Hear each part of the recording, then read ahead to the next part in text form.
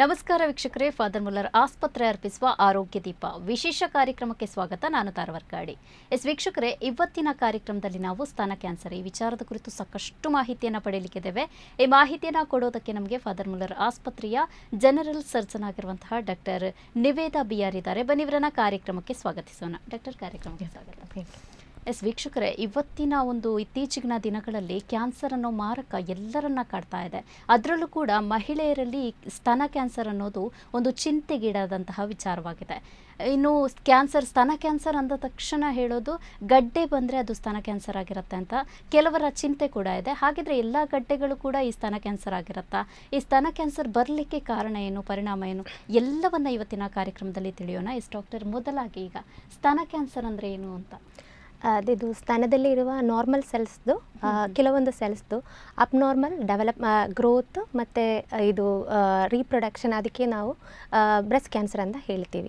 Normally ನಮ್ಮ ಜೀವಕೋಶ ನಿಲ್ಲಕ್ಕೆ ಸ್ವಲ್ಪ ದಿನ ಆದಮೇಲೆ ಅವರು ಲೈಫ್ ಸ್ಪ್ಯಾನ್ ಇರುತ್ತೆ, ಸ್ವಲ್ಪ ದಿನ ಆದಮೇಲೆ ಅವರು ಡೆತ್ ಆಗುತ್ತೆ, ಸತ್ತು ಹೋಗುತ್ತೆ. ಬಟ್ ಕ್ಯಾನ್ಸರ್ ಸೆಲ್ಗೆ ಈ ಲೈಫ್ ಸ್ಪ್ಯಾನ್ ತುಂಬ ಜಾಸ್ತಿ ಇರ್ತೀವಿ. ಸೊ ಅವರು ಕಂಟಿನ್ಯೂಸ್ ಆಗಿ ಮಲ್ಟಿಪ್ಲೈ ಆಗೋಕ್ಕೆ ಚಾನ್ಸ್ ಮಾಡ್ತೀವಿ. ಮತ್ತು ಅದ್ರ ಜೊತೆಗೆ ರ್ಯಾಪಿಡ್ ಆಗಿ ಮಲ್ಟಿಪ್ಲೈ ಆಗ್ತೀವಿ. ಅದ್ರ ಜೊತೆಗೆ ನಾರ್ಮಲ್ ಸೆಲ್ಸ್ ಎಲ್ಲ ಕೂಡ ಅಫೆಕ್ಟ್ ಮಾಡೋಕ್ಕೆ ಚಾನ್ಸ್ ಮಾಡ್ತೀವಿ.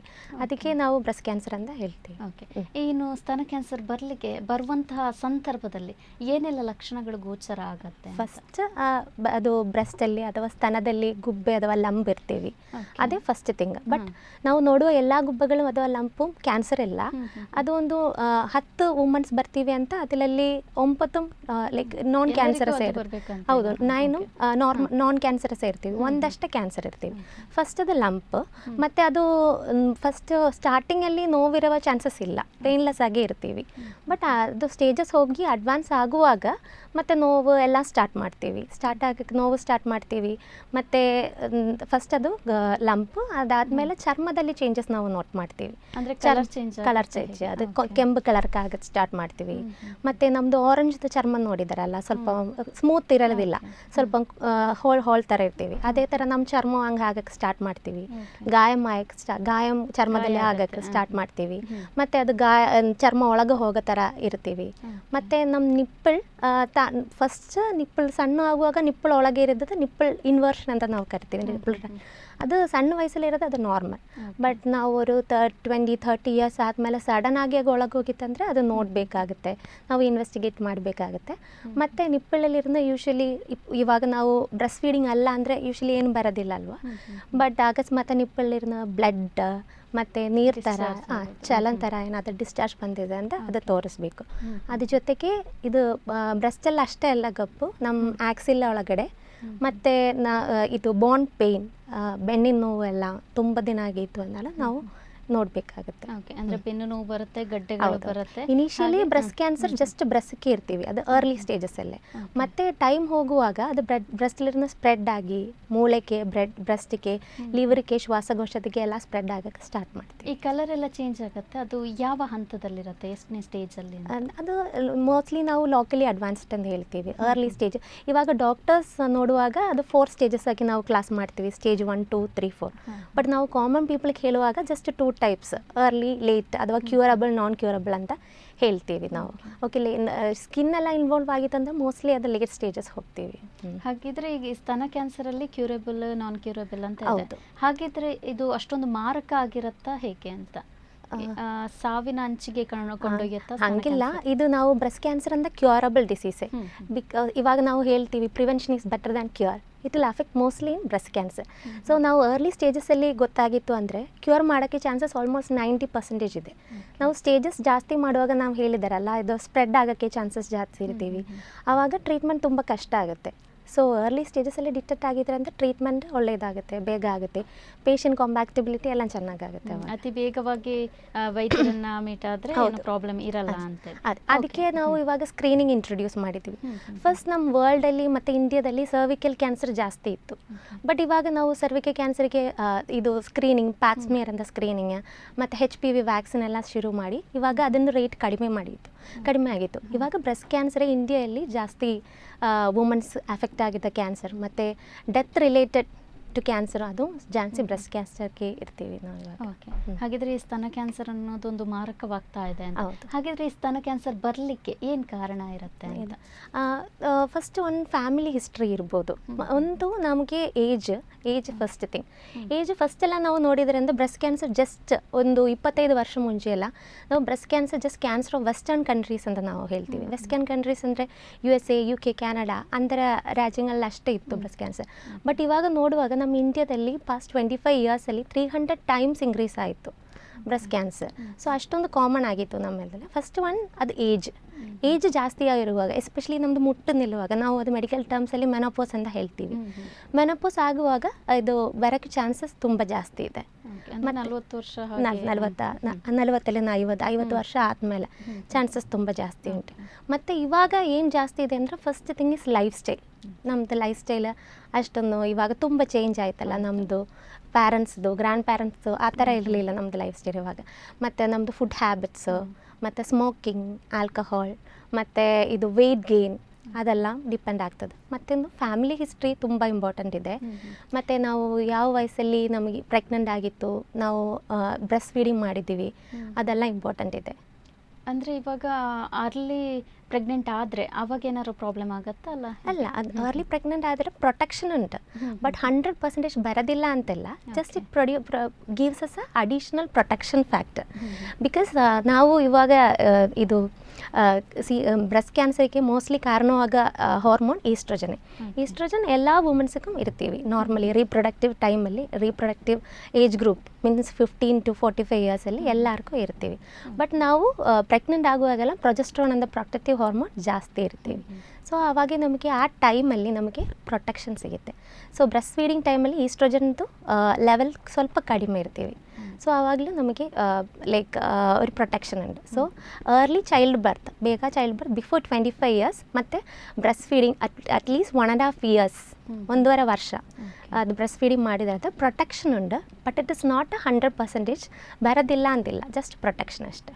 ಓಕೆ, ಹಾಗಾದರೆ ಈಗ ಬ್ರೆಸ್ಟ್ ಫೀಡಿಂಗ್ ಜಾಸ್ತಿ ಮಾಡ್ತಾ ಇದ್ರೆ ಅವರಿಗೆ ಬರಲ್ಲ ಅಂತಲೇ? ಹೇಗೆ ಬರೋದಿಲ್ಲ ಅಂತಲ್ಲ, ಜಸ್ಟ್ ಪ್ರೊಟೆಕ್ಷನ್ ಅಷ್ಟೇ ಇರ್ತೀವಿ. ನಾನು ಹೇಳಿದಾರಲ್ಲ, ಈಸ್ಟ್ರೋಜನ್ದು ಸ್ವಲ್ಪ ಹಾರ್ಮೋನ್ ಕಡಿಮೆ ಆಗಿ ಸ್ವಲ್ಪ ಪ್ರೊಟೆಕ್ಷನ್ ಕೊಡ್ತೀವಿ, ಬಟ್ 100% ಇಲ್ಲ. ಓಕೆ, ಇನ್ನು ಏಜ್ ಬಗ್ಗೆ ಹೇಳಿದರೆ 50 ವರ್ಷ ನಂತರ ಬರುತ್ತೆ. ಹಾಗಿದ್ರೆ ಇದು ನಿಜವಾಗಿ ಯಾರಿಗೆ ಮಾರಕವಾಗಿ ಕಾಣುತ್ತೆ, ಯಾರಲ್ಲಿ ಹೆಚ್ಚಾಗಿ ಕಂಡು ಬರುತ್ತೆ? ಆ ಕ್ವೆಶ್ಚನ್ ಅಂದರೆ ಫಸ್ಟ್ ಎಲ್ಲ ಬ್ರೆಸ್ಟ್ ಕ್ಯಾನ್ಸರ್ ಮೋಸ್ಟ್ಲಿ 50 ವರ್ಷ ಆಗಿದ್ದ ಜನಗಳಿಗೆ ಕಾಮನ್ ಇತ್ತು. ಬಟ್ ಇವಾಗ ಟ್ರೆಂಡೇ ಚೇಂಜ್ ಆಗಿತ್ತು. ಇವಾಗ ಆಫ್ಟರ್ 30 ಕಾಣ್ಬೋದು, ಬಟ್ 45 ಜಾಸ್ತಿ ಕಾಣಿಸುತ್ತೆ. ಸೊ ಸ್ಕ್ರೀನಿಂಗ್ ಎಲ್ಲ ಫಸ್ಟ್ ಟೈಮ್ ನಾವು 50 ಸ್ಟಾರ್ಟ್ ಮಾಡಿತ್ತು. ಬಟ್ ಇವಾಗ ಅಕಾರ್ಡಿಂಗ್ ಟು ಒಂದೊಂದು ರಾಜ್ಯದಲ್ಲಿ ಬೇರೆ ಒಂದಿದೆ.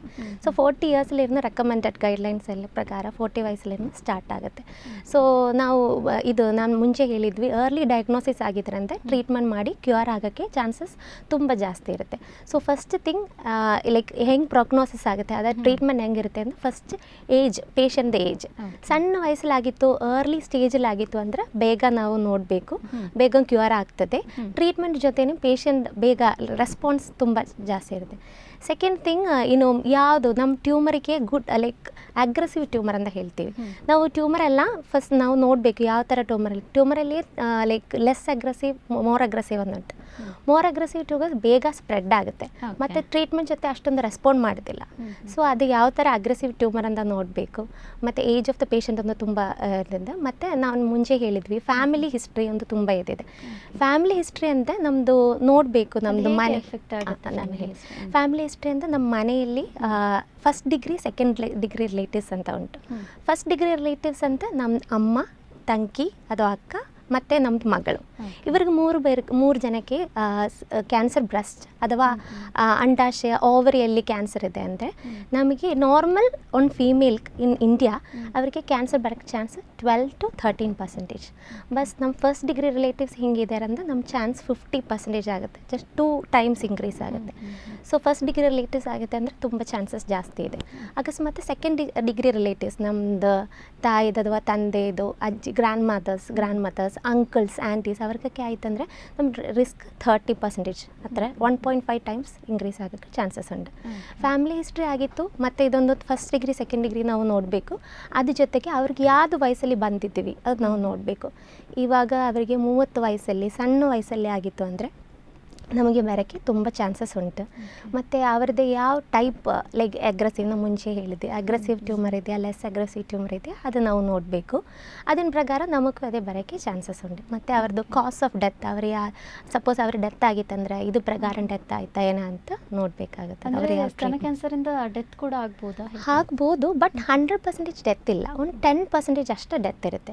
ಸೊ ಅದಕ್ಕೆ ಟ್ರೀಟ್ಮೆಂಟ್ ರೆಸ್ಪಾನ್ಸ್ ಹೆಂಗಿದೆ, ಏಜ್ ಎಂದಿದೆ, ಅದು ಫಲ ಪ್ರಕಾರದಲ್ಲಿ ನಾವು ಡಿಪೆಂಡೆಂಟ್ ಇದೆ. ಬ್ರೆಸ್ಟ್ ಕ್ಯಾನ್ಸರ್ ಗೊತ್ತಾಗುವಾಗ ಪೇಷಂಟ್ ಯಾವ ಸ್ಟೇಜಲ್ಲಿದೆ ಅದೊಂದು ಡೆತ್ತು ರಿಲೇಷನ್ಶಿಪ್ ಇದೆ. ಇವಾಗ ಅರ್ಲಿ ಗೊತ್ತಾಗಿತ್ತಂದರೆ ಲೈಕ್ ಚಾನ್ಸಸ್ ಆಫ್ ಡೆತ್ ತುಂಬ ಕಡಿಮೆ ಇದೆ. ಲೇಟ್ ಆಗಿತ್ತು, ಫುಲ್ ಸ್ಪ್ರೆಡ್ ಆಗಿತ್ತು ಅಂದರೆ ನಾವು ಟ್ರೀಟ್ಮೆಂಟ್ ಕೊಟ್ಟಿದ್ದು ಅವಾಗ ನಮಗೆ ಆಪ್ರೇಷನ್ ಮಾಡೋಕ್ಕೂ ಆಗ್ತಾಯಿಲ್ಲ. ಮತ್ತು ತುಂಬ ಕೀಮೋಥೆರಪಿ ಅದೆಲ್ಲ ಕೊಡಬೇಕಾಗುತ್ತೆ. ಪೇಷಂಟಿಗೆ ಸ್ವಲ್ಪ ರೆಸ್ಪಾನ್ಸ್ ಕಡಿಮೆ ಇರುತ್ತೆ ಅವಾಗ. ಮತ್ತು ಪೇಷಂಟ್ ಇವಾಗ ತುಂಬ ವಯಸ್ಸಲ್ಲಿ ಗೊತ್ತಾಗಿತ್ತಂದರೆ ಕೀಮೋಥೆರಪಿಗಳೆಲ್ಲ ಸ್ವಲ್ಪ ರೆಸ್ಪಾಂಡ್ ಮಾಡೋದಿಲ್ಲ ಅವರು. ಓಕೆ, ಇವಾಗ ಹೇಳಿದರೆ ಅದು ಸ್ಪ್ರೆಡ್ ಕೂಡ ಆಗಬಹುದು ಅಂತ. ಹಾಗಿದ್ರೆ ಸ್ತನ ಕ್ಯಾನ್ಸರ್ ಬಂದದ್ದು ಗಡ್ಡೆ ಸ್ಪ್ರೆಡ್ ಆಗುತ್ತಾ ಬೇರೆ ಅಂಗಗಳಿಗೆ? ಹೌದೌದೌದು. ಇವಾಗ ನಮಗೆ ಗುಬ್ಬೆ ಅಥವಾ ಲಂಪ್ ಬ್ರೆಸ್ಟಲ್ಲಿ ಕಾಣಿಸಿದೆ, ಬಟ್ ಕೆಲವೊಂದು ಜನಕ್ಕೆ ಇದು ಬ್ರೆಸ್ಟಲ್ಲಿ ಲಂಪ್ ಕಾಣಿಸಂಗಿಲ್ಲ. ಅವ್ರಿಗೆ ಡೈರೆಕ್ಟ್ ಬ್ರೆಸ್ಟ್ ಆಕ್ಸಿಲೆಯಲ್ಲಿ ಕಾಣಿಸ್ತದೆ, ಅದು ಸ್ಪ್ರೆಡ್ ಆಗಿ ಆಕ್ಸಿಲೆಯಲ್ಲಿ ಹೋಗ್ಬೋದು.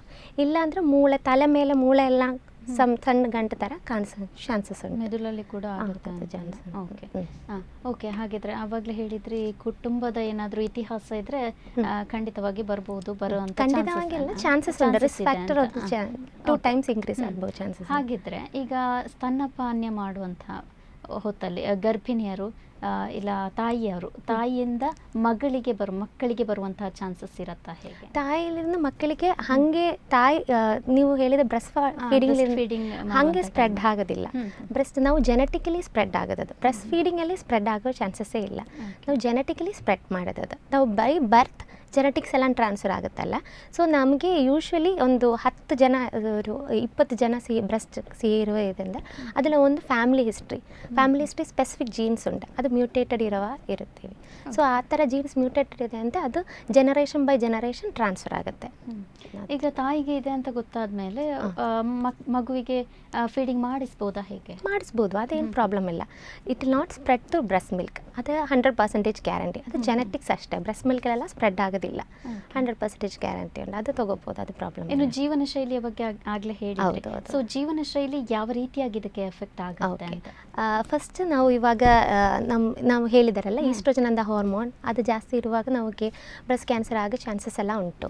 ಸೊ ಅದು ಕಂಟಿನ್ಯೂಸ್ ಆಗಿರುವಾಗ, ಸೊ ನಾವು ತುಂಬ ವೆಯ್ಟ್ ಗೇನ್ ಆಗಿತ್ತಂದರೆ, ನಾವು ವೆಯ್ಟ್ ಗೇನ್ ಹೆಂಗೆ ನಮಗೆ ಒಂದೊಂದು ಪೇಷಂಟಿಗೆ ಅಡಿಕ್ವೇಟ್ ವೆಯ್ಟ್ ಡಿಫ್ರೆಂಟ್ ಇರ್ತೀವಿ.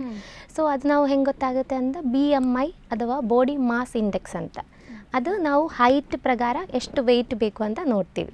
ಅದು ನಾರ್ಮಲ್ ಮನುಷ್ಯನಿಗೆ 18.5 ಇಲ್ಲಿರೋದ 24.9 ಬೇಕು. ಸೊ ಅದೇ ವಿಡ ಜಾಸ್ತಿ ಇದೆ ಅಂದರೆ ನಮ್ಮ ಓವರ್ ವೆಯ್ಟ್ ಆಯ್ತದೆ. ಸೊ ಯಾವಾಗಲೂ ನಮ್ಮ ವೆಯ್ಟ್ ನಾರ್ಮಲ್ ಅಲೋವಬಲ್ ವೆಯ್ಟಲ್ಲಿ ಇರಬೇಕು. ಜಾಸ್ತಿ ವೆಯ್ಟ್ ಆಗಿತ್ತಂದರೆ ನಮ್ಮ ಬಾಡಿಯಲ್ಲಿ ಫ್ಯಾಟ್ ತುಂಬ ಕಾಣಿಸ್ತದೆ. ಫ್ಯಾಟ್ ತುಂಬ ಇದೆ ಅಂದರೆ ನಮ್ಮ ಬಾಡಿಯಲ್ಲಿ ಈಸ್ಟ್ರೋಜನ್ ಪ್ರೊಡ್ಯೂಸ್ ಆಗುತ್ತೆ, ತುಂಬ ಜಾಸ್ತಿ ಆಗುತ್ತೆ. ಫ್ಯಾಟ್ಲಿருந்து ಕೂಡ ಈಸ್ಟ್ರೋಜನ್ ಪ್ರೊಡ್ಯೂಸ್ ಆಗ್ಬೋದು. ಸೊ ಅದಾಗಿ ಈಸ್ಟ್ರೋಜನ್ ಜಾಸ್ತಿ ಇರ್ತೀವಿ, ಅದು ನಮಗೆ ರಿಸ್ಕ್ ಫ್ಯಾಕ್ಟರ್ ಉಂಟು. ಮತ್ತು ಸ್ಮೋಕಿಂಗ್, ಟೊಬ್ಯಾಕೊ ಯೂಸಸ್ ಅದೆಲ್ಲ ತುಂಬ ಚಾನ್ಸ್ ಉಂಟು. ಇವಾಗ ಒಂದು ಲೇಡಿ ಉಂಟು, ಅವ್ರಿಗೆ ಸಣ್ಣ ವಯಸ್ಸಲ್ಲೇ ಏನಾದರೂ ಲುಕೀಮಿಯಾ ಅದು ಹತ್ರ ಏನಾದರೂ ಕ್ಯಾನ್ಸರ್ಸ್ ಉಂಟು, ಅವ್ರಿಗೆ ರೇಡಿಯೇಷನ್ ಆಗಿತ್ತಂದರೆ ಚಾನ್ಸಸ್ ಉಂಟು ಬರೋ. ಇದಕ್ಕೆ ಮುಂಚೆ ಒಂದ್ಸಲ ಏನೋ ಗಬ್ಬೆ ಆಗಿ ಆಪ್ರೇಷನ್ ಆಗಿತ್ತು, ಬಟ್ ಅದು ಕ್ಯಾನ್ಸರ್ ಅಲ್ಲ, ನಾನ್ ಕ್ಯಾನ್ಸರಸ್ಸೇ, ಟಿಪಿಕಲ್ ಡಕ್ಟಲ್ ಹೈಪರ್ಪ್ಲೇಸಿಯಾ ಆ ಥರ ಕಂಡೀಷನ್ಸ್ ಉಂಟು.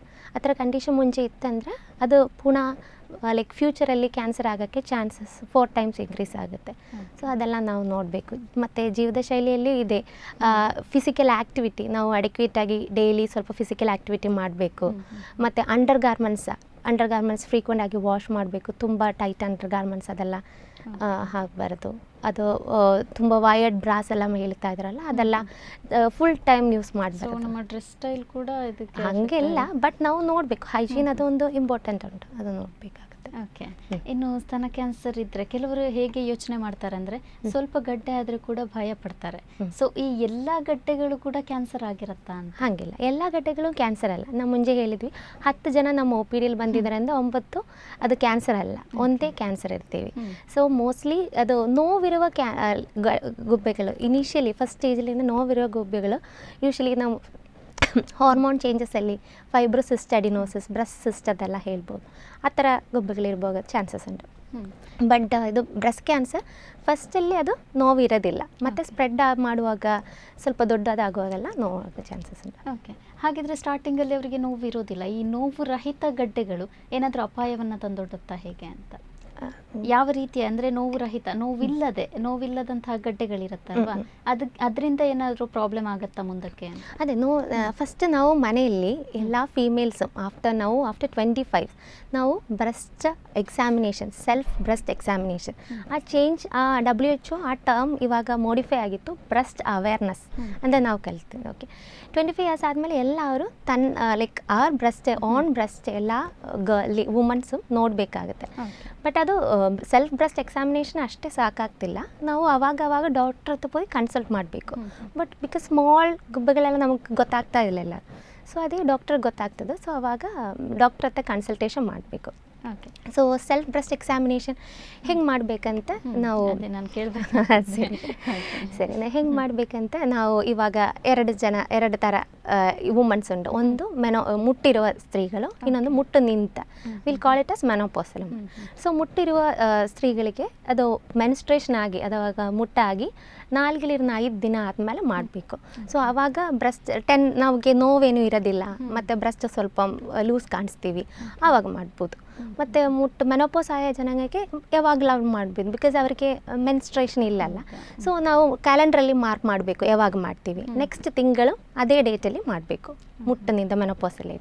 ಸೊ ಫಸ್ಟ್ ಏನು ಮಾಡಬೇಕಂದ್ರೆ ನಾವು ಸ್ನಾನಕ್ಕೆ ಮುಂಚೆ ಹೇಳಿದಾರಲ್ಲ, ಮೆನ್ಸ್ಟ್ರೇಷನ್ ಆಗಿ 4 ದಿನ ಆದಮೇಲೆ ಫಸ್ಟ್ ಹೋಗಿ ಮಿರರ್ ಮುಂಚೆ ನಿಲ್ಲಬೇಕು, ಮತ್ತು ಡ್ರೆಸ್ಗಳನ್ನ ನೋಡಬೇಕು. 2 ಬ್ರೆಸ್ಟು ಒಂದೇ ಥರ ಇದೆಯಾ ಅಥವಾ ಸೈಜಲ್ಲಿ ಡಿಫ್ರೆನ್ಸ್ ಇದೆಯಾ ಅಂತ ಫಸ್ಟ್ ನೋಡಬೇಕು. ಇನ್ನೊಂದು 2 ಬ್ರೆಸ್ಟ್ ಒಂದೇ ಲೆವೆಲಲ್ಲಿ ಇದೆಯಾ, ಇನ್ನೊಂದು ಮೇಲೆ ಹೋಗಿತ್ತಾ ಅಂತ ನೋಡಬೇಕು. ಬಿಕಾಸ್ ಸಣ್ಣ ಇವಾಗ ಲಂಬ್ಗಳಿದೆ ಅಂದರೆ ಇನ್ನೊಂದು ಮೇಲೆ ಹೋಗೋಕ್ಕೆ ಚಾನ್ಸಸ್ ಉಂಟು, ಇದು ಶೇಪ್ ಚೇಂಜ್ ಆಗೋಕ್ಕೆ ಚಾನ್ಸಸ್ ಉಂಟು, ಅದೆಲ್ಲ ಉಂಟು. ಮತ್ತು ಚರ್ಮದಲ್ಲಿ ಏನಾದರೂ ಚೇಂಜಸ್ ಇದೆಯಾ ಅಂತ ನೋಡಬೇಕು. ಫಸ್ಟ್ ನಾವು ಮಿರರ್ ನೋಡುವಾಗ ಕೈ 2 ನಮ್ಮದು ಬಾಡಿ ಸೈಡಲ್ಲಿ ಇಟ್ಕೊಂಡು ನೋಡಬೇಕು. ಸೆಕೆಂಡ್ ನೋಡುವಾಗ ಕೈ ಮೇಲೆ ಎತ್ಕೊಂಡು ನೋಡಬೇಕು, ಆವಾಗ ನಮ್ಮದು ಆರ್ಮ್ಪಿಟ್ ನೋಡೋಕ್ಕೆ ಲೈಕ್ ಈಸಿ ಆಗುತ್ತೆ. ಮತ್ತು ಇನ್ನೊಂದು ಬ್ರೆಸ್ಟದು ಕೆಳಕ್ಕೆ ಭಾಗ ನೋಡೋಕ್ಕೆ ಈಸಿ ಆಗುತ್ತೆ. ಆ 2 ಕಡೆ ಅಲ್ಲೇನಾದರೂ ಸ್ಮಾಲ್ ಲಂಬ್ ಇದೆ ಅಂದರೆ ಅವಾಗ ಗೊತ್ತಾಗ್ತದೆ. ಅದು ಫಸ್ಟ್ ನಾವು ನೋಡೋದು. ಸೆಕೆಂಡ್ ಟೈಮ್ ನಾವು ಲೈಕ್ ಬಾತಿಂಗ್ ಟೈಮಲ್ಲಿ ಸ್ನಾನ ಮಾಡುವಾಗ ನೋಡಬೇಕು. ಸ್ನಾನ ಮಾಡುವಾಗ ಸ್ವಲ್ಪ ಸೋಪ್ ಅಥವಾ ನೀರು ನಮ್ಮ ಕೈಯಲ್ಲಿ ಮತ್ತು ಬ್ರೆಸ್ಟಲ್ಲಿ ಹಚ್ಕೊಳ್ಳಿ. ಅದು ಸ್ಟಡೀಸ್ ಏನು ಹೇಳ್ತಾ ಇದ್ದಾರೆ ಅಂದರೆ ಆವಾಗ ಸ್ವಲ್ಪ ಸೆನ್ಸಿಟಿವಿಟಿ ಜಾಸ್ತಿ ಇರ್ತೀವಿ ಅಂತ. ಮತ್ತು ಸಪೋಸ್ ಇದೊಂದು ಬ್ರೆಸ್ಟ್ ಇರ್ತೀವಿ ಅಂತ ನಮ್ಮ ಈ 3 ಬೆರಳುಗಳದ್ದು ಪಲ್ಪ್ ಆಫ್ ಫಿಂಗರ್ಸ್, ಇದು ಪಲ್ಪ್ ಆಫ್ ಫಿಂಗರ್ಸ್ ಅಂತ ಹೇಳ್ತೀವಿ. ಹಿಂಗೆ ಮಾಡಬಾರ್ದು, ಯಾವಾಗಲೂ ಹಿಂಗೆ ಹಾಕಬೇಕು. 3 ಬೆರಳಲ್ಲಿ ಹಿಂಗೆ ಎಕ್ಸಾಮಿನ್ ಮಾಡಿ ನೋಡಬೇಕಾಗತ್ತೆ. ಯಾವಾಗಲೂ ಹಿಂಗೆ ಹಾಕಬಾರ್ದು. ನಮ್ಮ ಬ್ರೆಸ್ಟಲ್ಲಿ ಟಚ್ ಮಾಡುವಾಗ ಹಿಂಗೆ ಮುಟ್ಟಿದ್ದಾರೆ ಅಂದರೆ ನಮಗೆ ಅಲ್ಲಿ ಒಂದು ಲಂಬ್ ಇದೆ ಅಂತ ಅನಿಸ್ತೀವಿ. So don't touch like this, you should always feel with 3 fingers like this. ಹೀಗೆ ಸರ್ಕ್ಯುಲಾರ್ ಮೋಷನಲ್ಲಿ ನಮ್ಮದು ಅಲ್ಲಿ ಮೂಳೆ ಜೊತೆ ಹಿಂಗೆ ಮಾಡಿ ನೋಡಬೇಕಾಗುತ್ತೆ. ಅವಾಗ ನಮ್ಗೆ ಗೊತ್ತಾಗ್ತದೆ ಏನಾದರೂ ಸಣ್ಣದು ಲಂಪ್ ಉಂಟಾ, ಏನಾದರೂ ಚೇಂಜಸ್ ಉಂಟಾ, ಪೇನ್ ಉಂಟಾ ಅಂತ. ಮತ್ತು ಇದು ಎಲ್ಲ ತಿಂಗಳಲ್ಲಿ ಮಾಡಬೇಕು. ಸೊ ಒನ್ ಮಂತಲ್ಲಿ ನಮಗೆ ಲೈಕ್ ಏನಾದರೂ ಚೇಂಜಸ್ ಇದೆ ಅಂದರೆ will come to know. So all the month we should do this. ಅಂದರೆ ಪ್ರತಿ ತಿಂಗಳು ಮಾಡೋದು ಬೇರೆ ಬೇರೆ ಸ್ಟೇಜಸ್ ವೈಸಾ ಹೇಗೆ? ಅಲ್ಲ, ಎಲ್ಲ ತಿಂಗಳಲ್ಲಿ ಸೇಮ್ ನಾನು ಹೇಳಿದ್ರಲ್ಲ ಮೆನ್ಸ್ಟ್ರೇಷನ್ ಇರೋ ಸ್ತ್ರೀಸ್ ಇದು like after 4 to 5 days of their cycle ಮಾಡಿದ್ರಿಂದ ಒಳ್ಳೆಯದು. ಸೊ ಏನು ಮಾಡಬೇಕು. ಓಕೆ, ಇನ್ನು ಸ್ತನ ಕ್ಯಾನ್ಸರ್ ಇದೆ ಅಂತ ಗೊತ್ತಾದರೆ ಅವರು ಯಾವಾಗ ವೈದ್ಯರನ್ನು ಕಾಣಬೇಕು? ನಾವು ಹೇಳಿದಾರಲ್ಲ ಸೆಲ್ಫ್ ಬ್ರೆಸ್ಟ್ ಎಕ್ಸಾಮಿನೇಷನ್ ನೋಡ್ತಾ ಇದ್ವಿ, ಆವಾಗ ಏನಾದರೂ ಸಣ್ಣ ಲೈಕ್ ಅವರು ಲಂಬು ಸಿಗುತ್ತೆ ಅಲ್ಲ, ಸ್ಕಿನ್ನಲ್ಲಿ ಸಣ್ಣ ಚೇಂಜಸ್ ಉಂಟು ಅಲ್ಲ, ಇವಾಗ ಈ ಆರ್ಮ್ಪಿಟ್ಟಲ್ಲಿ ಸಣ್ಣದು ಅವ್ರಿಗೆ ಗಪ್ಪು ಥರ ಕಾಣಿಸ್ತೀವಿ ಅಂತ ನಾವು ಆವಾಗ ಡಾಕ್ಟ್ರ್ ಹತ್ರ ಹೋಗಬೇಕು. ಕ್ಯಾನ್ಸರ್ ಅಂತ ಅಲ್ಲ ಎಲ್ಲ ಲಂಬುಗಳು, but we should take a medical opinion. Doctor ಹತ್ರ ತೋರಿಸ್ಕೊಂಡು ಎಕ್ಸಾಮಿನೇಷನ್, ನಾವು ಹತ್ರ ಎಕ್ಸಾಮಿನೇಷನ್ ಆಗಿದ್ದಾರೆ ಅಂತ ಕನ್ಫರ್ಮ್ 100% ಅಲ್ಲ. ನಾವು ಡಾಕ್ಟ್ರ್ ಹತ್ರ ಎಕ್ಸಾಮಿನ್ ಮಾಡಬೇಕಾಗುತ್ತೆ. ಮತ್ತು ಅವರ ಟೆಸ್ಟ್ ಹೇಳ್ತೀವಿ. ಟೆಸ್ಟ್ ಅಂದರೆ ನಾವು ಇಮೇಜಿಂಗ್ ಮಾಡ್ಬೋದು, ಇಲ್ಲಾಂದರೆ ಸೂಜಿ ಪರೀಕ್ಷೆ ಮಾಡ್ಬೋದು. ಸ್ಕ್ಯಾನ್ ಮಾಡಿ ನೋಡ್ಬೋದು, ಸೂಜಿ ಪರೀಕ್ಷೆ ಮಾಡ್ಬೋದು, 2 ಮಾಡ್ಬೋದು. ಮಾಡಿ ನಾವು ಕನ್ಫರ್ಮ್ ಮಾಡಬೇಕು. ಇವಾಗ ಕ್ಯಾನ್ಸರ್ ಇಲ್ಲದ ಗಂಟುಗಳು, ಫೈಬ್ರಾಯ್ಡಿನೋಮಾ, ಅದೆಲ್ಲ ಬಿನೈನ್ ಡಿಸೀಸಸ್ಸೇ. ಅದು ಸಣ್ಣ ಇದೆ ಅಂದರೆ ಬಿಟ್ಟು ಬಿಡ್ಬೋದು, ನಾವು ಅಬ್ಸರ್ವೇಷನ್ ಮಾಡ್ಬೋದು. ಲೈಕ್ ಸೈಜ್ ಸಣ್ಣದಿದೆ ಅಂದರೆ like weight and watch policy ನಾವು ಮಾಡ್ಬೋದು. ಇಲ್ಲ ನಮ್ಮ ಮುಂಚೆ ಹೇಳಿದ್ವಿ ಅದು 35-40 ವರ್ಷ ಹಾರ್ಮೋನಲ್ ಫ್ಲಕ್ಚುಯೇಷನ್ ಫೈಬ್ರೋಸಿಸ್ಟಿಕ್ ಡಿಸೀಸ್ ಅಂತ ಸ್ಟಾರ್ಟ್ ಮಾಡ್ತೀವಿ. ಅದಕ್ಕೂ ನಾವು ಟ್ರೀಟ್ಮೆಂಟ್ ಹಾರ್ಮೋನ್ ಟ್ಯಾಬ್ಲೆಟ್ಸು ಮತ್ತು ಇದರಲ್ಲಿ ಎಲ್ಲ ವೇದನೆ ಸಂಹಾರಿ ಅದರಲ್ಲೆಲ್ಲ ಕಡಿಮೆ ಆಗ್ತೀವಿ. ಓಕೆ. ಇನ್ನು ಸಾಮಾನ್ಯವಾಗಿ ಕಾಡುವಂತಹ ಪ್ರಶ್ನೆ ಏನಂದ್ರೆ, ಇದು ಮಹಿಳೆಯರಲ್ಲಿ ಮಾತ್ರ ಸ್ತನ ಕ್ಯಾನ್ಸರ್ ಬರುತ್ತಾ ಇಲ್ಲ ಪುರುಷರಲ್ಲಿ ಕೂಡ ಬರುತ್ತಾ ಅನ್ನೋದು? ಹಾಗೆಲ್ಲ ಪುರುಷರಿಗೂ ಗಂಡ್ಮಕ್ಳಿಗೂ ಬರ್ಬೋದು. ಓಕೆ. ಯೂಶ್ವಲಿ ಬ್ರೆಸ್ಟ್ ಕ್ಯಾನ್ಸರ್ ಇವಾಗ ಇಂಡಿಯಲ್ಲಿ ஒரு 8 to 9 ಒಂದು ಫೀಮೇಲ್ಸಿಗೆ ಇರ್ತೀವಿ, ಬಟ್ ಮೇಲ್ಸಲ್ಲಿ 1000 ಒಬ್ರಿಗೆ ಇರ್ತೀವಿ. ಸೊ ಅದು ಬ್ರೆಸ್ಟ್ ಟಿಶ್ಯೂ ಬೈ ಬರ್ತ್ ಇಬ್ಬರು ಮೇಲ್ಸಿಗೆ ಗಂಡು ಮಕ್ಕಳಿಗೆ ಹೆಣ್ಮಕ್ಳಿಗೆ ಇಬ್ಬರಿಗೂ ಇರ್ತೀವಿ. ಮತ್ತು ಫೀಮೇಲ್ಸಿಗೆ ಅದು 12 ಇಯರ್ಸ್ ಆದಮೇಲೆ ಹಾರ್ಮೋನಲ್ ಚೇಂಜಸಲ್ಲಿ ಬ್ರೆಸ್ಟ್ ಟಿಶ್ಯೂ ಆಗಿ ಗ್ರೋತ್ ಆಗುತ್ತೆ. ಸೊ ಟಿಶ್ಯೂ ಬ್ರೆಸ್ಟಿಂದ ಟಿಶ್ಯೂ ಗ್ರೋತ್ ರಿಡೆಂಟನ್ ಟಿಶ್ಯೂ ಮೇಲ್ಸಲ್ಲಿ ಉಂಟು. ಸೊ ಅದಕ್ಕೆ ಫ್ಯಾಮಿಲಿ ಹಿಸ್ಟ್ರಿ ಇದೆ ಅಥವಾ ಮ್ಯೂಟೇಷನ್ಸ್ ಇದೆ, ಜೆನೆಟಿಕ್ ಪ್ರಿಡಿಸ್ಪೋಷನ್ ಇದೆ ಅಂತ ಮೇಲ್ಸಿಗೆ ಬರ್ಬೋದು. ಸೊ ಮೇಲ್ಸಲ್ಲಿ ಏನಾದರೂ ಸಣ್ಣ ಗಂಟು ಅಥವಾ ಪರ್ಸಿಸ್ಟೆಂಟ್ ಆಗಿ ನೋವು, ನಿಪ್ಪಳಲ್ಲಿ ಏನಾದರೂ ನೀರು ಬ್ಲ್ಯಾಕ್ ಗ್ರೀನ್ ಕಲರ್ ಆ ಥರ ಏನಾದರೂ ಬ್ಲಡ್ ಏನಾದರೂ ಬರ್ತಾ ಉಂಟು, ಇಲ್ಲ ನಿಪ್ಪಳಲ್ಲಿ ಸಣ್ಣ ಗಾಯನ ಥರ ನಿಪ್ಪಳು ಕ್ರ್ಯಾಕ್ಸ್ ಆ ಥರ ಏನಾದರೂ ಬಂದಿದ್ರೆ ಅಂತ ತೋರಿಸ್ಬೇಕು. ಓಕೆ. ಇನ್ನು ಪುರುಷರಲ್ಲಿ ಬರೋದು ಕೂಡ ಒಂದು 50 ಏಜ್ ಆಮೇಲೆ ಅಲ್ಲ ಮುಂಚೆ ಕೂಡ ಬರ್ಬೋದು? ಅದು ಜೆನೆಟಿಕಲಿ ಪ್ರಿಡಿಸ್ಪೋಷನ್ ಚೇಂಜ್ ಆಗುತ್ತೆ. ಯೂಶ್ವಲಿ 50 ಇಯರ್ಸ್ ಆದ ಓಲ್ಡ್ ಏಜಲ್ಲಿ ಕಾಣಿಸ್ತೀವಿ. ಮತ್ತು ಪುರುಷನಲ್ಲಿ ಬರುವಾಗ ಅದು ಸ್ಪ್ರೆಡ್ ಜಾಸ್ತಿ ಇರ್ತೀವಿ. ಬಿಕಾಸ್ ಫೀಮೇಲ್ಸ್ ಫ್ಯಾಟ್ ಇದೆ ಅಲ್ಲ ಬ್ರೆಸ್ಟಲ್ಲಿ, ಬಟ್ ಮೇಲ್ಸಿಗೆ ಆ ಥರ ಫ್ಯಾಟ್ ಇಲ್ಲ. ಸೊ ಅದು ಲಂಪ್ ಸ್ಟಾರ್ಟ್ ಮಾಡುವಾಗಲೇ ಜಸ್ಟ್ ಡೈರೆಕ್ಟ್ ಒಳಗಡೆ ಹೋಗಿ ಸ್ಪ್ರೆಡ್ ಆಗೋಕ್ಕೆ ತುಂಬ ಚಾನ್ಸಸ್ ಉಂಟು. ಸೊ ಅದಕ್ಕೆ ರಿಸ್ಕ್ ಜಾಸ್ತಿ ಇರೋದು ಪುರುಷರಿಗೆ ಇಲ್ಲ ಮಹಿಳೆಯರಿಗೆ? ಹಾಗೆಲ್ಲ ಆಗಿತ್ತಂದರೆ ಬೇಗ ಸ್ಪ್ರೆಡ್ ಆಗುತ್ತೆ. ಒಂದು ಸಣ್ಣ ಟೈಮ್ ಸ್ಪ್ಯಾನ್ ಒಳಗಡೆ ಸ್ಪ್ರೆಡ್ ಆಗುತ್ತೆ ಬೇಗ. ನಾನು ಮುಂಚೆ ಹೇಳಿದ್ದಾರಲ್ಲ ಸಿಸ್ಟಮಲ್ಲಿ ಎಲ್ಲ ಬೋನಲ್ಲಿ ಲಿವರಲ್ಲಿ ಎಲ್ಲ ಹೋಗುತ್ತೆ ಅಂದರೆ ಅದು ಬೇಗ ಆಗುತ್ತೆ. ಮತ್ತು ಲಂಗ್ಸಲ್ಲಿ ಕೂಡ ಇಲ್ಲಿ ಕೆಳಗಡೆ ಮೂಳೆ ಉಂಟಲ್ಲ, ಇಲ್ಲಿ ರಿಪ್ ಕೇಜ್ ಅಂತ ನಾವು ಹೇಳ್ತೀವಿ, ಅದಲ್ಲೆಲ್ಲ ಮಸಿಲಲ್ಲಿ ಎಲ್ಲ ಸ್ಪ್ರೆಡ್ ಆಗೋಕ್ಕೆ ಬೇಗ ಆಗುತ್ತೆ ಅವರಿಗೆ. ಬಿಕಾಸ್ ಅವ್ರಿಗೆ ಫ್ಯಾಟ್ ಇಲ್ಲ. ಮಹಿಳೆಗಳಿಗೆ ಸ್ವಲ್ಪ ಫ್ಯಾಟ್ ಉಂಟು ಬ್ರೆಸ್ಟಲ್ಲಿ, ಸೊ ಅದಕ್ಕೆ ಸ್ವಲ್ಪ ಪ್ರೊಟೆಕ್ಷನ್ ಅದರಿಂದ ಇರ್ತೀವಿ. ಮೇಲ್ಸ್ನ ಅದಿಲ್ಲ ಸ್ವೆಟ್. ಇನ್ನು ಸ್ಕ್ರೀನಿಂಗ್ ಬಗ್ಗೆ ಯಾವಾಗಲೇ ಮಾತಾಡಿದ್ವಿ ನಾವು. ಮ್ಯಾಮೋಗ್ರಾಮ್ ಅಂದರೆ ಏನು ಅಂತ? ಓಕೆ, ಅದು ಸ್ಕ್ರೀನಿಂಗ್ ನಾವು ಫಸ್ಟೇ ಹೇಳಿದ್ದೀವಿ. ಅದು ಫಸ್ಟ್ ಸ್ಕ್ರೀನಿಂಗ್ ನಮ್ಮ ಮನೆಯಲ್ಲಿ ಸ್ಟಾರ್ಟ್ ಮಾಡಬೇಕು. ಫೀಮೇಲ್ಸ್ ತನ್ನ ಬ್ರೆಸ್ಟ್ಗೆ ಸೆಲ್ಫ್ ಬ್ರೆಸ್ಟ್ ಎಕ್ಸಾಮಿನೇಷನಲ್ಲಿ ಮಾಡಬೇಕು. ಆಮೇಲೆ ನಾವು ಒಂದು ಎಕ್ಸ್ಪರ್ಟ್ ಒಪಿನಿಯನ್ ಯಾವಾಗಲೂ ಹೇಳಬೇಕು. ಸೊ 40 ಇಯರ್ಸ್ ಎಲ್ಲ ಆಯಿತು, ಅವಾಗ ನಾವು ಒನ್ಸ್ ಇನ್ ಎ ಇಯರ್ ನಾವು ಒಂದು ಡಾಕ್ಟ್ರ್ ಹತ್ರ ಹೋಗಿ, ಎಲ್ಲ ಒನ್ಸ್ ಇನ್ 6 months ಡಾಕ್ಟ್ರ್ ಹತ್ರ ಹೋಗಿ ಬ್ರೆಸ್ಟ್ ಎಕ್ಸಾಮಿನ್ ಮಾಡಬೇಕಾಗತ್ತೆ. ಸೊ ಆವಾಗ ಮ್ಯಾಮೋಗ್ರಫಿ ಅಂದರೆ ಒಂದು ನಮ್ಮ ಡಾಕ್ಟ್ರದ್ದು ನೋಡಿ ಏನಾದರೂ ಇದೆ ಅಂತೆ ಸ್ಕ್ಯಾನಿಂಗ್ ಮಾಡೋಕ್ಕೆ ಹೇಳ್ತೀವಿ. Scanning usually USG ultrasound scanning, like ಮುಂಚೆ ಎಲ್ಲ ಅಲ್ಟ್ರಾಸೌಂಡ್ ಸ್ಕ್ಯಾನಿಂಗೇ ಮಾಡ್ಬೋದು. ಅದು ಜಸ್ಟ್ ನಾವು ಬ್ರೆಸ್ಟಲ್ಲಿ ಹೆಂಗಿದೆ ಸಣ್ಣ ಗಪ್ಪುಗಳದೆಲ್ಲ ಗೊತ್ತಾಗುತ್ತೆ, ಈಸಿ ಆಗುತ್ತೆ. ಬಟ್ ಇವಾಗ ಮ್ಯಾಮೋಗ್ರಫಿ ನಾವು ಮಾಡ್ತೀವಿ. ಮ್ಯಾಮೋಗ್ರಫಿ ಅಂದರೆ ಅದೊಂದು special type of x ray. So ಇದು ಬ್ರೆಸ್ಟ್ ಇದೆ ಅಂದರೆ ಇಲ್ಲಿ ಒಂದು ಮೇಲೆ ಒಂದು ಪ್ಲೇಟ್, ಕೆಳಗಡೆ ಒಂದು ಪ್ಲೇಟ್ ಹಿಂಗಿರ್ತೀವಿ ಎಕ್ಸ್ರೇ ಮಿಷಿನ್. ಸ್ವಲ್ಪ ಬ್ರೆಸ್ಟಲ್ಲಿ ಕಂಪ್ರೆಸ್ ಮಾಡಿ ಅದರಲ್ಲಿ ಎಕ್ಸ್ರೇ ತೆಗಿತೀವಿ. ಸ್ವಲ್ಪ ಕಂಪ್ರೆಷನ್ ಇದೆ ಅಲ್ಲ, ಅದಕ್ಕೆ ಸ್ವಲ್ಪ ಬ್ರೆಸ್ಟ್ ಟಿಶ್ಯೂ ಡೆನ್ಸ್ ಬ್ರೆಸ್ಟ್ ಎಲ್ಲ ಇದೆ ಬೇಗ നല്ല ಚೆನ್ನಾಗಿ ಕಾಣಿಸ್ತೀವಿ, ಸಣ್ಣ ಗಪ್ಪುಗಳು ಎಲ್ಲ ಕಾಣಿಸೋಕೆ ಆಗುತ್ತೆ. ಸೊ ಅದೇ ಮ್ಯಾಮೋಗ್ರಫಿ. ಮ್ಯಾಮೋಗ್ರಫಿಯಲ್ಲಿ ಅಕಸ್ಮಾತ್ ಏನಾದರೂ ಸಣ್ಣ ಲಂಪ್ಗಳೇನಾದರೂ ಕಾಣಿಸಿದೆ ಅಂದರೆ ನಾವು ಅದು ಸುಜಿ ಪರೀಕ್ಷೆ ಮಾಡಿಸ್ತೀವಿ, ಟ್ರೂ ಕಟ್ ಬಯೋಪ್ಸಿ ಅಂತ ಇಲ್ಲ. ಅದು ಮಾಡುವಾಗ ನಮ್ಗೆ ಗೊತ್ತಾಗುತ್ತೆ ಯಾವ ಥರ ಕ್ಯಾನ್ಸರ್ ಉಂಟು, ಮತ್ತು ಅಗ್ರೆಸಿವ್ ಕ್ಯಾನ್ಸರ್ ಉಂಟು, ನಾನ್ ಅಗ್ರೆಸಿವ್ ಉಂಟು, ಅದನ್ನೆಲ್ಲ ಅದು ಯಾವ ಥರ ಅಂತ ಗೊತ್ತಾಗ್ತದೆ. ಮತ್ತು ಹಾರ್ಮೋನ್ ರಿಸೆಪ್ಟರ್ ಉಂಟಾ ಅದೆಲ್ಲ ಗೊತ್ತಾಗ್ತದೆ ನಮಗೆ. ಓಕೆ. ಹಾಗಿದ್ರೆ ಈ ಟೆಸ್ಟ್ಗಳಲ್ಲಿ ಯಾವುದೆಲ್ಲ ಇದೆ, ಯಾವೆಲ್ಲ ಪರೀಕ್ಷೆಗಳನ್ನು ಮಾಡಿ? ಅದೇ ನಾನು ಹೇಳಿದರೆ ಮುಂಚೆ ಎಲ್ಲ ಇವಾಗ ಬೇಸಿಕ್ಕಾಗಿ PSC CHC ಹಂಗಿದ್ರೆ ಬೇಸಿಕ್ಕಾಗಿ ಸಣ್ಣ ಹಾಸ್ಪಿಟಲ್ಸಲ್ಲೆಲ್ಲ ಅಲ್ಟ್ರಾಸೋನೋಗ್ರಫಿ ಅದೇ ಥರ ಸ್ಕ್ಯಾನೇ ಇರ್ತೀವಿ. 2 ಬ್ರೆಸ್ಟಿಗೆ ಮತ್ತು ಆಕ್ಸಿಲಲ್ಲಿ ಮಾಡಿ ನೋಡ್ಬೋದು. ಆವಾಗ ಸಣ್ಣ ಲಂಪ್ ಏನಾದರೂ ಇದೆ ಅಂತ ಗೊತ್ತಾಗ್ತದೆ. ಮತ್ತು ಇದು ಕ್ಯಾನ್ಸರ್ ಇಲ್ಲದ ಗಂಡುಗಳು ಅದರಲ್ಲೇ ಗೊತ್ತಾಗ್ತದೆ. ಮತ್ತು ಇಲ್ಲಿ ಆಂಪಿಟಲ್ಲಿ ಹದಗಟ್ಟಲೆ ದೊಡ್ಡದಾಯಿತು ಅಥವಾ ಲಿಂಫ್ ನೋಡ್ ದೊಡ್ಡದಾಗಿತ್ತು ಅಂದರೆ ಅದನ್ನು ಗೊತ್ತಾಗ್ತದೆ. ಮತ್ತು ಇದರಲ್ಲಿ ಸ್ಕ್ಯಾನ್ ಮಾಡುವಾಗ ನಾವು ಅದರಲ್ಲಿ ಸ್ಕ್ಯಾನಿಂಗಲ್ಲಿ ಸ್ಟೇಜಸ್ ಉಂಟು. ರೇಡಿಯೋಲಜಿಕಲಿ ನಾವು ಸ್ಟೇಜ್ ಮಾಡ್ಬೋದು. ಅದರಲ್ಲಿ ನಮ್ಗೆ ಕ್ಯಾನ್ಸರ ಇಲ್ವಾ ಅನ್ನೋಲ್ಲ ರಿಪೋರ್ಟ್ ಸಿಗ್ತೀವಿ. ಬಟ್ 100% ನಮಗೆ ಕನ್ಫರ್ಮೇಷನ್ ಇಲ್ಲ. ಅದು ಡೌಟ್ ಇದೆ ಅಂದರೆ ಡೌಟ್ ಇರ್ಬೋದು, ಆಗ್ಬೋದೋ ಚಾನ್ಸಸ್ ಉಂಟು. ಸ್ಕ್ರೀನಿಂಗಲ್ಲೇ ಗೊತ್ತಾಗುತ್ತಾ? ಸ್ಕ್ರೀನಿಂಗಲ್ಲೇ ಆಗೋಕ್ಕೆ ಚಾನ್ಸಸ್ ಉಂಟು, ಗೊತ್ತಾಗೋ ಚಾನ್ಸಸ್ ಉಂಟು. ಸ್ಕ್ರೀನಿಂಗಲ್ಲೇ ಮೋಸ್ಟ್ಲಿ ಗೊತ್ತಾಗ್ತದೆ. ಸೊ ಅದಾದಮೇಲೆ ಇನ್ನೂ ಸ್ವಲ್ಪ ಅಡ್ವಾನ್ಸ್ಡ್ ಸೆಂಟರ್ ಹೋಗಿದ್ರಿಂದ ಮ್ಯಾಮೋಗ್ರಫಿ ಮಾಡ್ಬೋದು. ಮ್ಯಾಮೋಗ್ರಫಿಯಲ್ಲಿ ನಾನು ಹೇಳಿದ್ರಲ್ಲ ಸಣ್ಣ ಡಕ್ಟ್ ಚೇಂಜಸ್ ಮತ್ತು ಸಣ್ಣ ಗುಬ್ಬಗಳೆಲ್ಲ ಗೊತ್ತಾಗ್ತದೆ. ಬಟ್ ಆಕ್ಸಿಲ್ ಅಷ್ಟೊಂದು ಚೆನ್ನಾಗಿ ಕಾಣಿಸೋಂಗಿಲ್ಲ, ಬಟ್ ಆಲ್ಮೋಸ್ಟ್ ಎಲ್ಲ ಕವರ್ ಆಗುತ್ತೆ, ಕ್ಯಾನ್ಸರ್ ಇದೆ ಅಲ್ವಾ ಅಂತ ಗೊತ್ತಾಗ್ತದೆ. ಮತ್ತು ಸಪೋಸ್ ಲೇಡಿ ಪ್ರೆಗ್ನೆಂಟ್ ಉಂಟು, ಆವಾಗ ನಮಗೆ ಎಕ್ಸ್ರೇ ಇಲ್ಲ ಆವಾಗ ಮ್ಯಾಮೋಗ್ರಫಿ ಮಾಡೋಕ್ಕಾಗ್ತಿಲ್ಲ ಅಲ್ವಾ, ಮ್ಯಾಮೋಗ್ರಫಿ ಎಕ್ಸ್ರೇನೆ ರೇಡಿಯೇಷನ್ ಆಗ್ತದೆ. ಮತ್ತು ಇವಾಗ ಒಂದು ಸಲ ಸರ್ಜರಿ ಆಗಿತ್ತು, ಆವಾಗ ಅಲ್ಲಿ ಸ್ಕಾರ್ ಇರುತ್ತೆ ಅಲ್ಲ, ಸ್ಕಾರ್ ಸ್ವಲ್ಪ ತಿಕ್ಕಿರುತ್ತೆ, ಆವಾಗಲೂ ಮ್ಯಾಮೋಗ್ರಫಿ ಅಷ್ಟೊಂದು ಚೆನ್ನಾಗಿಲ್ಲ. ಮತ್ತು ಇವಾಗ ಫ್ಯಾಮಿಲಿ ಹಿಸ್ಟ್ರಿ ಉಂಟಂತ ಅವರು 30 ವಯಸ್ಸಲ್ಲಿ ನಾವು ಸ್ಕ್ರೀನಿಂಗ್ ಸ್ಟಾರ್ಟ್ ಮಾಡ್ತೀವಿ. 30 ವಯಸ್ಸಂದರೆ ಬ್ರೆಸ್ಟ್ ಸ್ವಲ್ಪ ಡೆನ್ಸ್ ಬ್ರೆಸ್ಟ್ ಇರ್ತೀವಿ, ಆವಾಗದು ಮ್ಯಾಮೋಗ್ರಾಫ್ದು ಸೆನ್ಸಿಟಿವಿಟಿ ಸ್ವಲ್ಪ ಕಡಿಮೆನೇ. ಸೊ ಆವಾಗ ನಾವು MRI ಮಾಡ್ಬೋದು.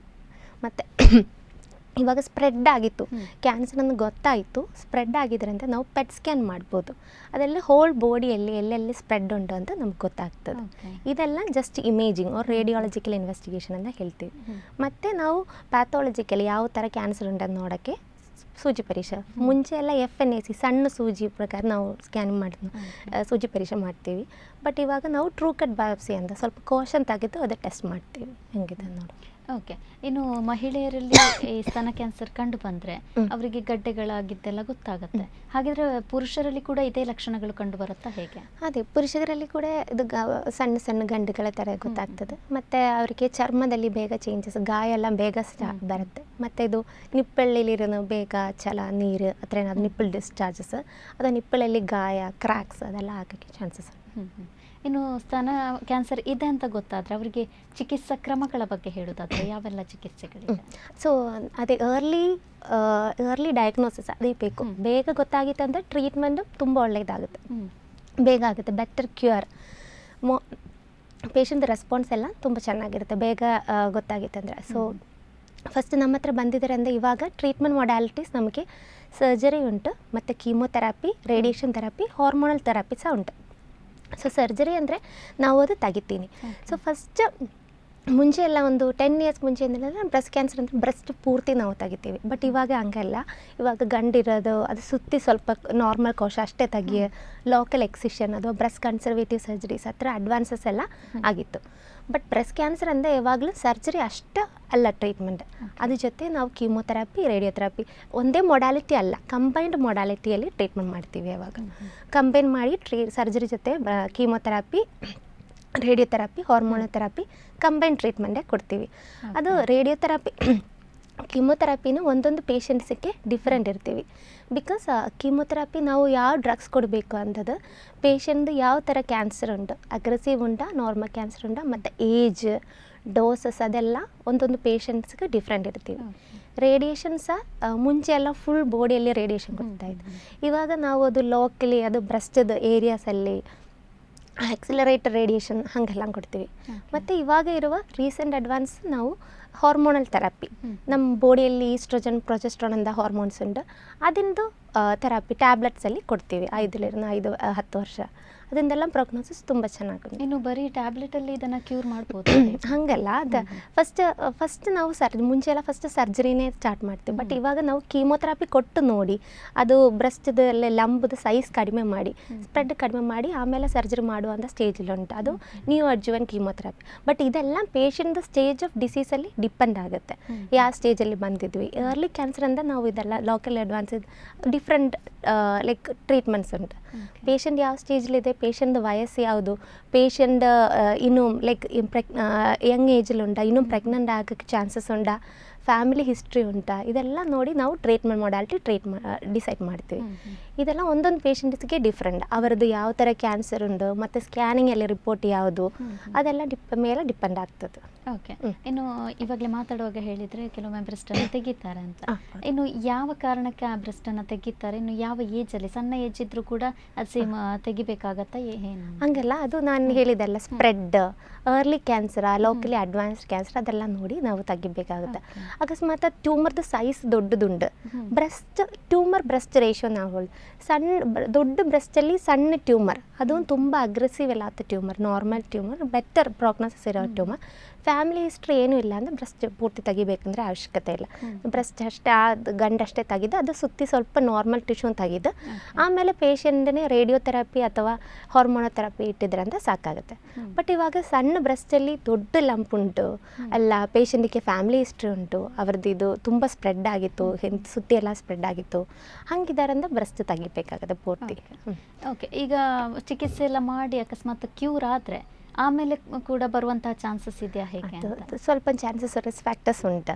ಸೊ ಅದಕ್ಕೆ ಅದೊಂದು ಟೈಪ್ ಆಫ್ ಟ್ಯೂಮರ್, ಅದು ಮತ್ತೆ ಬರಬಹುದು ಅಂತ, ಅದು ಸೇಮ್ ಬ್ರೆಸ್ಟ್ ಸೈಟಲ್ಲಿ ಬರ್ಬೋದು, ಇಲ್ಲ ಹದಗಡಲೆ ಥರ ಆಂಪಿತ್ತಲ್ಲಿ ಅಲ್ಲ ಕುತ್ತಿಗೆ ಹತ್ರ ಬರ್ಬೋದು, ಇಲ್ಲ ಅಂದರೆ ಬೆನ್ನಲ್ಲಿ ಎಲ್ಲ ಮೆಟಾಸ್ಟಾಸಿಸ್ ಥರ, ಬೆನ್ನಲ್ಲಿ, ಲಿವರಲ್ಲಿ, ಶ್ವಾಸಕೋಶದಲ್ಲಿ, ಬ್ರೈನಲ್ಲಿ ಎಲ್ಲ ಮೆಟಾಸ್ಟಾಸಿಸ್ ಥರ ಬರ್ಬೋದು. ಅದು ಯಾವ ಥರ ರೆಕರೆನ್ಸ್ ಅಂತ ನಾವು ನೋಡಬೇಕಾಗುತ್ತೆ. ಸೊ ಅದು ಯಾವ್ದ ಮೇಲೆ ಡಿಪೆಂಡೆಂಟ್ ಅಂದರೆ ಪೇಷಂಟ್ದು ಫಸ್ಟ್ ಟ್ರೀಟ್ಮೆಂಟ್ ಹೆಂಗೆ ಮಾಡಿದ್ದೀವಿ, ಫಸ್ಟ್ ಟ್ರೀಟ್ಮೆಂಟಲ್ಲಿ ಟ್ಯೂಮರ್ ಹೆಂಗಿತ್ತು ಅದೆಲ್ಲ ನೋಡಬೇಕು. ಕೆಲವೊಂದು ಜನಗಳು ಏನು ಮಾಡ್ತಾರೆ ಅಂದರೆ ಜಸ್ಟ್ ಸರ್ಜರಿ ಆದಮೇಲೆ ಆಯಿತು ಟ್ರೀಟ್ಮೆಂಟ್ ಕಂಪ್ಲೀಟ್ ಆಗಿತ್ತು ಅಂದರೆ ಜಸ್ಟ್ ಫಾಲೋ ಅಪ್ ಅವ್ರು ಸ್ಟಾಪ್ ಮಾಡ್ತೀವಿ. ಹಂಗೆ ಮಾಡಬಾರ್ದು. ಮೋಸ್ಟ್ ಜನ ಹಂಗೆ ಮಾಡ್ತೀವಿ. ಒಂದು ಸರ್ಜರಿ ಆದಮೇಲೆ ಆಯ್ತಲ್ಲ ಟ್ಯೂಮರ್ ತೆಗ್ದಿದ್ದೀವಿ, ಕ್ಯಾನ್ಸರ್ ತೆಗೆದಿದ್ದು ಮತ್ತು ಟ್ರೀಟ್ಮೆಂಟ್ ಬೇಡ ಅಂತ ಅವ್ರು ಸ್ಟಾಪ್.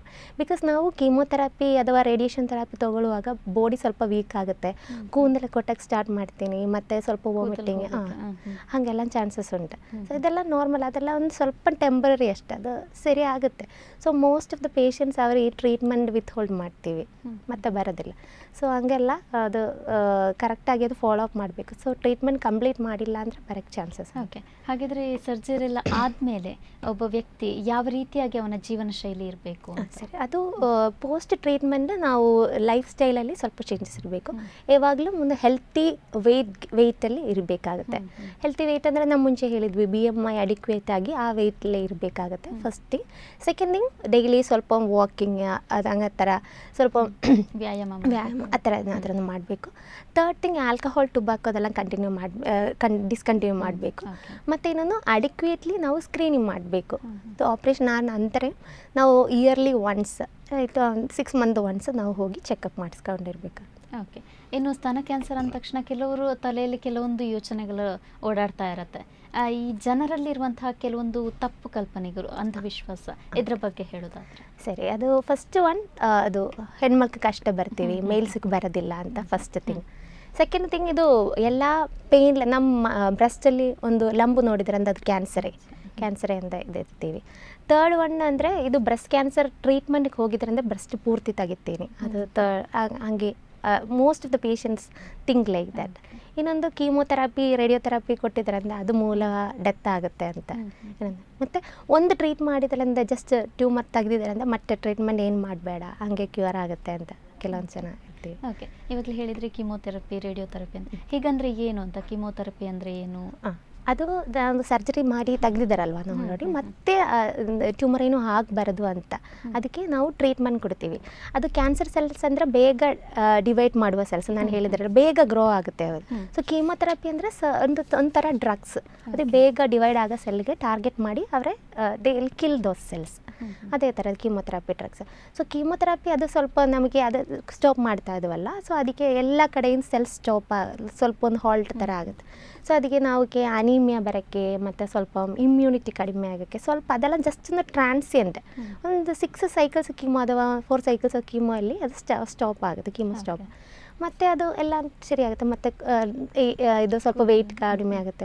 ವಾಮಿಟಿಂಗ್ ಎಲ್ಲ ನಾವು ಇವಾಗ ಪ್ರಾಪರಾಗಿ ಮೆಡಿಸಿನ್ ಕೊಟ್ಟು ಮಾಡುವಾಗ ಸ್ವಲ್ಪ ಕಡಿಮೆ ಆಗುತ್ತೆ, ಅಷ್ಟೊಂದು ಮುಂಚೆ ಥರ ಇಲ್ಲ, ಕಡಿಮೆ ಆಗುತ್ತೆ. ಇನ್ನು ಕೀಮೋಥೆರಪಿ ಮಾಡಿದ ನಂತರ ಕೂದಲು ಉದುರುತ್ತೆ ಅಂತ, ಇದು ನಿಜವಾ? ಹೇಗೆ? ಹೌದು, ಅದು ಆ ಫೇಸಲ್ಲಿ ಹಂಗೆ ಇರ್ತೀವಿ ಆ 6 ಮಂತ್ಸಲ್ಲಿ, ಮತ್ತು ಅದು ಸ್ಟಾಪ್ ಮಾಡುವಾಗ ಅದು ರೀಗೇನ್ ಆಗುತ್ತೆ, ಮುಂಚೆ ಥರ ಎಲ್ಲ ಅದು ಆಗುತ್ತೆ.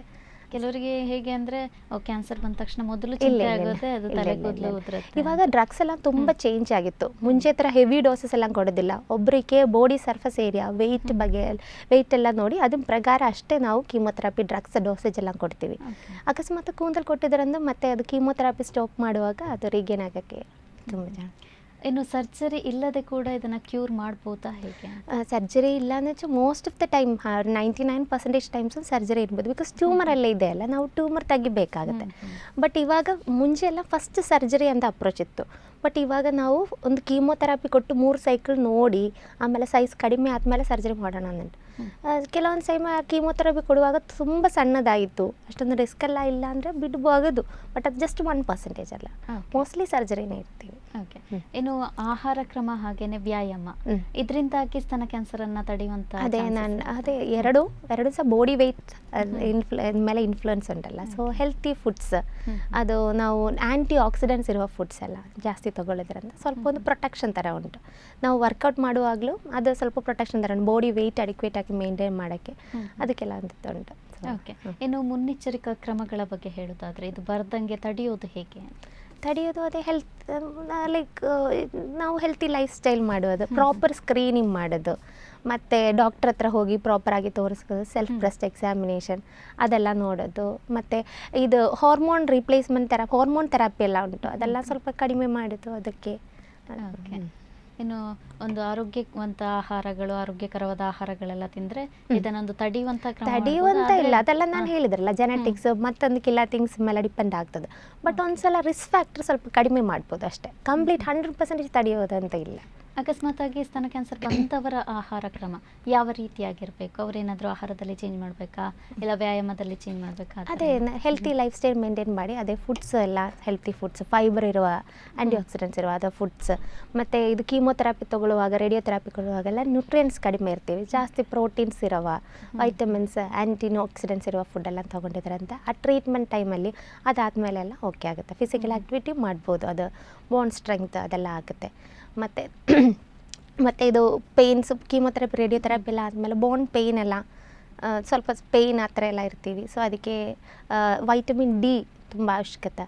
ಸೊ ಅದಕ್ಕೆ ಬೆಳಿಗ್ಗೆ ಮತ್ತು ನೈಟ್ ಎಲ್ಲ ಒಂದು ಸನ್ಲೈಟ್, ಬಿಸಿಲೈಟ್ ಅದು, ಮತ್ತು ವೈಟಮಿನ್ ಡಿ ಸಪ್ಲಿಮೆಂಟ್ಸ್, ಮತ್ತು ನಾವು ಅದಕ್ಕೆ ಟ್ಯಾಬ್ಲೆಟ್ಸು ಕೊಡ್ತೀವಿ, ಬಿಸ್ಫಾಸ್ಫನೇಟ್ಸ್ ಅಂತ ಟ್ಯಾಬ್ಲೆಟ್ಸ್ ಎಲ್ಲ ಉಂಟು, ಅದೆಲ್ಲನೂ ನಾವು ಕೊಡ್ತೀವಿ. ಓಕೆ, ಇವಾಗ ಸರ್ಜರಿ ಆದ ಮೇಲೆ ಕೂಡ ಅವರು ಚಿಕಿತ್ಸೆಯನ್ನು ಕಂಟಿನ್ಯೂ ಮಾಡಬೇಕಾ? ಅವರಿಗೆ ಟ್ಯಾಬ್ಲೆಟ್ ಇದ್ದರೆ ಅದನ್ನು ಕಂಟಿನ್ಯೂ ಮಾಡಬೇಕಾಗುತ್ತೆ, ಇಲ್ಲ ಸ್ಟಾಪ್ ಮಾಡಬೇಕು? ಕಂಟಿನ್ಯೂ ಮಾಡಬೇಕಾಗತ್ತೆ. ಒಂದು ನಾನು ಹೇಳಿದ್ರಲ್ಲ ಕೀಮೋಥೆರಪಿ ಅಥವಾ ಹಾರ್ಮೋನಲ್ ಥೆರಪಿ, ಕೀಮೋಥೆರಪಿಯಿಂದ ಸೈಕಲ್ಸ್ ಇರ್ತೀವಿ, 6 ಸೈಕಲ್ಸ್. ಅದು ನಾವು ಒಂದು 21 ದಿನಕ್ಕೊಂದ್ಸಲ ಇಲ್ಲ 1 ತಿಂಗಳಿಗೊಂದ್ಸಲ ಕೊಡ್ಬೋದು. ಅದೆಲ್ಲ 6 ಸೈಕಲಲ್ಲಿ ಕಂಟಿನ್ಯೂ ಮಾಡುತ್ತೆ. ಇವತ್ತು ಸರ್ಜರಿ ಆದಮೇಲೆ ಕೀಮೋಥೆರಪಿ ಅಂದಿಲ್ಲ, ಫಸ್ಟ್ ಕೀಮೋಥೆರಪಿ 3 ಸೈಕಲ್ ಕೊಟ್ಟು ಆಮೇಲೆ ಸರ್ಜರಿ ಮಾಡಿ ಆಮೇಲೆ ಕೀಮೋಥೆರಪಿ ಕಂಟಿನ್ಯೂ ಮಾಡ್ಬೋದು. ಕೀಮೋಥೆರಪಿ ಅದಾದಮೇಲೆ ರೇಡಿಯೋಥೆರಪಿ ಮುಂಚೆಲ್ಲ ತುಂಬ ವರ್ಷ ಕೊಡ್ತೀವಿ, ಬಟ್ ಇವಾಗ ಜಸ್ಟ್ 21 ಡೇಸಲ್ಲಿ 1 ವೀಕಲ್ಲೆಲ್ಲ ಆಕ್ಸಿಲರೇಟೆಡ್ ಬ್ರೆಸ್ಟ್ ರೇಡಿಯೇಷನ್ ಅಂತ ನಾವು ಹೇಳ್ತೀವಿ, ಹಾಗೆಲ್ಲ ಮಾಡ್ಬೋದು. ಮತ್ತು ಹಾರ್ಮೋನಲ್ ಥೆರಪಿ ಅದು ಅಟ್ಲೀಸ್ಟ್ 5 to 10 years ಆ ಥರ ಕೊಡ್ತೀವಿ, ಅದು ಕರೆಕ್ಟಾಗಿ ಮಾಡಬೇಕು. ಎಲ್ಲ ಪೇಷಂಟ್ಸ್ಗೆ ಹಾರ್ಮೋನಲ್ ಥೆರಪಿ ಕೊಡೋದಿಲ್ಲ, ಅದನ್ನು ನೋಡಬೇಕು, ಅದು ಸೆನ್ಸಿಟಿವ್ ರಿಸೆಪ್ಟರ್, ನಾವು ಇದು ಸೂಜಿ ಪರೀಕ್ಷೆ ಮಾಡಿ ನೋಡುವಾಗ ರಿಸೆಪ್ಟರ್ ಪಾಸಿಟಿವ್ ಉಂಟಂತ ನಾವು ಮಾಡ್ತೀನಿ, ಎಲ್ಲ ಪೇಷಂಟ್ಸ್ಗೆ ಮಾಡ್ತೀನಿ. ಓಕೆ, ಇನ್ನು ಕೊನೆಯದಾಗಿ ವೀಕ್ಷಕರಿಗೆ ಒಂದು ಸಂದೇಶ ನೀಡೋದಾದರೆ? ಅದೇ ಲೈಕ್ ಒಂದು 30 years ಆದಮೇಲೆ ಎಲ್ಲ ಮಹಿಳೆಗಳು ಸ್ವಲ್ಪ ಬ್ರೆಸ್ಟ್ ಎಕ್ಸಾಮಿನೇಷನ್ ಮಾಡಬೇಕಾಗತ್ತೆ. ಟೈಮ್ಲಿ ಡಾಕ್ಟರ್ ಹತ್ರ ಕನ್ಸಲ್ಟ್ ಮಾಡಿಸ್ಕೊಳ್ಳಿ. ಮತ್ತು ಏನಾದರೂ ಸಣ್ಣ ಲಂಬೆಲ್ಲ ನೋಡಿದರೆ, ಅಂದರೆ ಇವಾಗಲೂ ಎಲ್ಲರಿಗೂ ಆ ಸ್ಟಿಗ್ಮಾ ಉಂಟು ಬ್ರೆಸ್ಟ್ ಕ್ಯಾನ್ಸರ್, ಯಾರೂ ಬರೋದಿಲ್ಲ, they are not opening up to even their partners, ಮತ್ತು ನಮ್ಮದು ರಿಲೇಟಿವ್ಸ್ ಹತ್ರ ಎಲ್ಲ ಹೇಳೋದಿಲ್ಲ, they will keep on themselves. ಹಂಗೆ ಆಗಬಾರ್ದು. ಇವನ್ ಇಫ್ ಯು ನೋಟಿಸ್ ಏನಾದರೂ ಸಣ್ಣ ಗೊತ್ತಾಗಿತ್ತು ಅಂದರೆ ತಕ್ಷಣ ಡಾಕ್ಟರ್ ಹತ್ರ ಬಂದು ತೋರಿಸ್ಬೇಕು. ಅದೇ ನಾನು ಹೇಳಿದ್ರಲ್ಲ, prevention is better than cure. ಎಲ್ಲಿ ಬೇಗ ಗೊತ್ತಾಗಿತ್ತಂದರೆ ಚೆನ್ನಾಗಿ ಟ್ರೀಟ್ ಮಾಡ್ಬೋದು, ಕಾಂಪ್ಲಿಕೇಶನ್ಸ್ ಎಲ್ಲ ಕಡಿಮೆ ಮಾಡ್ಬೋದು. ಮತ್ತು ಇದು ಲೈಫ್ ಸ್ಟೈಲ್ ಚೇಂಜಸ್, ಎಕ್ಸಸೈಸಸ್ ಅದೆಲ್ಲ ನೋಡಬೇಕಾಗುತ್ತೆ ಸ್ವಲ್ಪ ಅಷ್ಟೇ. ಓಕೆ, ಇಷ್ಟೊತ್ತು ಸಾಕಷ್ಟು ಮಾಹಿತಿಯನ್ನು ನೀಡಿದ್ರಿ, ಥ್ಯಾಂಕ್ ಯು ಡಾಕ್ಟರ್. ವೀಕ್ಷಕರೇ, ಆರೋಗ್ಯವೇ ಭಾಗ್ಯ, ಎಲ್ಲ ಸಮಸ್ಯೆಗೆ ಕೂಡ ಪರಿಹಾರ ಇರುತ್ತೆ ಅಂತ ಹೇಳ್ತಾ ಇದಾಗಿತ್ತು ಈ ವಾರದ ಆರೋಗ್ಯ ದೀಪ. ಮತ್ತಷ್ಟು ಸುದ್ದಿ ಹಾಗೂ ಮನೋರಂಜನೆಗಾಗಿ ನೋಡ್ತಾ ಇರಿ ದೈಜ್ ವರ್ಲ್ಡ್ 24/7.